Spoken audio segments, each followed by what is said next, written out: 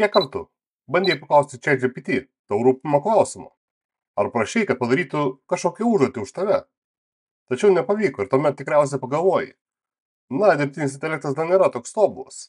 Jis tiesiog nesupranta, ko aš noriu. O jeigu aš tau pasakyčiau, kad galbūt, tai galbūt, tu neteisingai patikė užklausą. Neteisingai suformulavai klausimą. Sveiki! Šiame video sužinosite, kaip teisingai kurti užklausas didiesiam kalbos modeliam, dar kitaip žinomam kaip LLM, tokiem kaip ChatGPT, Claude ir Google Gemini bei kitiem. Šie modeliai itin galingi, tačiau norint gauti geriausius rezultatus, reikia jų tinkamai paklausti. Gebėjimas sumaniai kurti užklausas leidžia išnaudoti didžiųjų kalbos modelių potencialą, gauti tikslesnius atsakymus, atlikti sudėtingesnės užduotis ir bendrai sutaupyti laiką.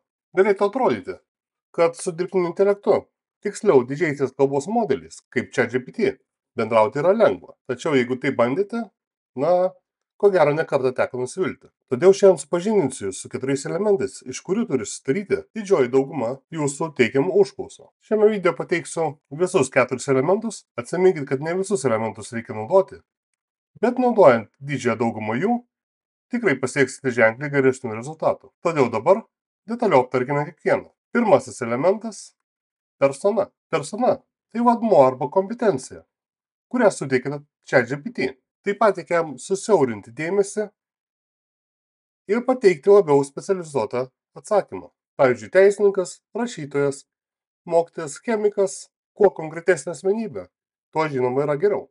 Antrasis elementas – užduotis. Užduotis tai aiški instrukcija modeliui, ką tiksliai norite, kad jis padarytų.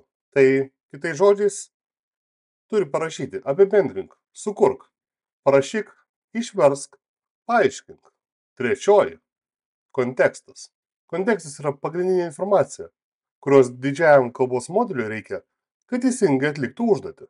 Konteksto pavyzdžiai – teksto ištraukos, susiję duomenys arba nuorodos į šaltinius. Nemokamas ChatGPT negali pasinaudoti nuorodom, bet tokie įrankiai kaip Claude 3 ar Gemini puikiai su to susidoros. Ir ketvirtoji, kone pati nesvarbiausia, bet vis tiek aktuali, jeigu norite išgauti tekstą tam tikrų būdų, yra formatas. Taigi formatas nurodo, kokią formą norite gauti atsakymą. Tai paragrafai, sąrašai, lentelė, kodas, poema kaip pavyzdys. Taigi dabar, kadangi jau žinome visus 4 elementus, iš ko susidaro gera ir tinkama užklausa, tai yra persona, užduotis, kontekstas ir formatas. Pabandykim sukurti užklausą naudodami visus šios 4 elementus. Taigi paprašysim ChatGPT, kad mums sukurtų paprastą receptą. Taigi rašom užklausą. Pirmiausia, apibūdinkim personą. Esate virėjas. Toliau, antrasis elementas užduotis. Sukurkite paprastą receptą iš šių ingredientų. Dabar trečioji dalis – kontekstas. Tai bus susiję duomenys. Reiškia, mes pateiksim, kad naudotų virtų ryžių, vištienos, krūtinėlės, brokolių ir sojų padažą. Kaip matot, šioje užklausoje, paprastoje užklausoje panaudojam 3 elementus – persona, užduotis ir kontekstas. Kas liečia formatą, jo mes aiškiai nenurodėm ir tikimės, kad ChatGPT supras, kad receptą reikia pateikti instrukcijomis žingsnis po žingsnio. Pirmasis užklausos elementas, virėjas arba šefas, iš karto suteikia kūrybinių ir kulinarinių žinių ChatGPT. Užduotis aiškiai prašome receptą. Žodis paprastas nukreipia ChatGPT į kažką netokio sudėtingo ir lengviau įgyvendinamo. Kontekstas – receptas, konkrečių ingredientų išvardymas. Suteikia visą reikalingą informaciją. Dabar paspaudžiam siųsti ir pažiūrėsim, kaip ChatGPT sutvarkys su šia užduotim. Kaip matot, su užduotim susitvarkė puikiai, suprato viską.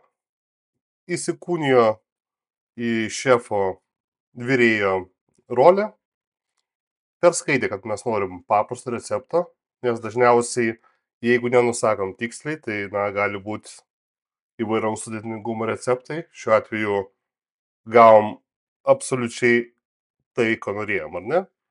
Tai surašė, kad reikia ryžių, vištienos, brokolių, sojų ir nieko daugiau. Nes dažnu atveju prideda papildomų dalykų ar dar kažko, jeigu mes nesilaikom tokios užklausos struktūros. Na ir instrukcijos, kaip ir minėjau, formatą mes nenurodėm, bet tikėjomės, kad ChatGPT, supratęs, ko mums reikia, nurodys visą tai žingsnis po žingsnio. Fantastika. Galim dar šiek tiek paeksperimentuoti su tuo pačiu dalyku. Esi šefas. Sukurk veganišką receptą iš mano pateiktų produktų sąrašo. Ir kaip toliau matom, ChatGPT geba sekti pokalbį ir prieš tai minėtą, nors mes papildomai neįvardinom, vištienos krūtinėlę pakeitė keptų tofu kubeliais, ar ne? Kaip alternatyva vištienos krūtinėliai. Štai matom visą receptą, instrukcijas ir panašiai. Kaip matot, mes panaudojam 3 iš 4 elementų sudaryti tobulai užklausai. Ir galiu patikinti, kad tai veikia, 9 iš 10 kartų. Pabandykit, pasižymėkit, užsirašykit kažkur ant lapelio, kad reikia šių 4 elementų. Persona, užduotis, kontekstas ir formatas. Formatas, pasikartosiu dar, nėra toks svarbus, tačiau jeigu norit konkretaus formato, ypatingai jeigu norit kažkokio paskaičiavimo, lentelės, ar norit, kad nubraižytų grafą, turite įvardinti. Atsiminkite, kad net ir paprastos užduotis, trumpos užduotis, užklausos gali būti veiksmingos, jeigu teisingai ir aiškiai nurodysite norimą gauti rezultatą. Atsiminkite vieną dalyką, kad užklausas yra tarsi pokalbio pradžia. Didieji kalbos modeliai dažnai pateiks atsakymą, kuris, nebūtinai bus tai, ko jūs norėjote. Iteracija yra labai svarbu.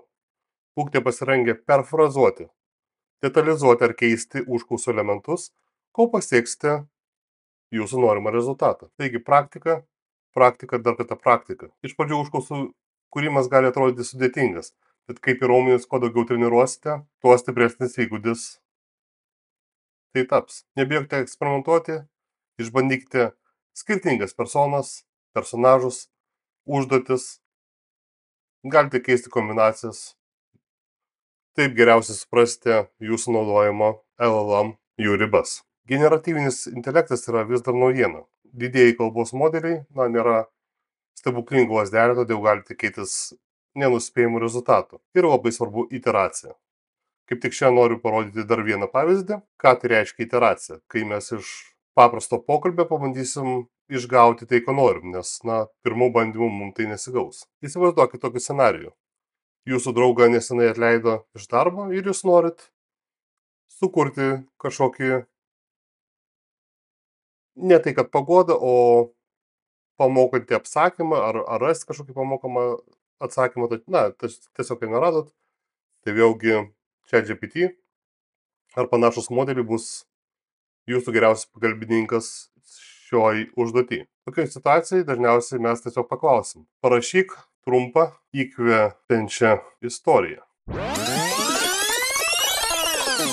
Ir kaip matot, ši trumpa ir galbūt įkvepianti istorija niekaip nesusijusi su mūsų tikslu parašyti įkvepiančią istoriją, kuri motyvuotų mūsų draugą, kuris ką tik prarado darbą. Nes mes ChatGPT to nenurodėm. Todėl mes turim iteruoti. Iteruoti reiškia patikslinti savo užklausą. Taigi aš tikslinu. Parašyk trumpą įkvepiančią istoriją apie vilties suradimą praradus darbą. Pamėginam mūsų antrą iteraciją ir žiūrėsim, kas iš to gausis. Kaip matot, istorija jau šiek tiek asmeniškėja. Nenurodėm vardą, ChatGPT sugalvojo vardą pats, bet mes po truputį mažais žingsneliais artėjom prie savo tikslo. Judam link to, sustabdysiu ekraną, kad galėtumėt trumpai perbėgti akim, susidaryti įspūdį apie kur link mes einam. Trečiąją iteraciją mes paprašysim dar šiek tiek patikslinti, nurodydami stilių ir toną. Taigi mes nurodėm stilių ir toną ir dabar užklausa skamba: taip, parašyk trumpą įkvepiančią istoriją apie vilties atradimą netekus darbą, naudokim mantrų, pasakišką stilių. Ir pasižiūrėsim, kas gausis po trečios iteracijos.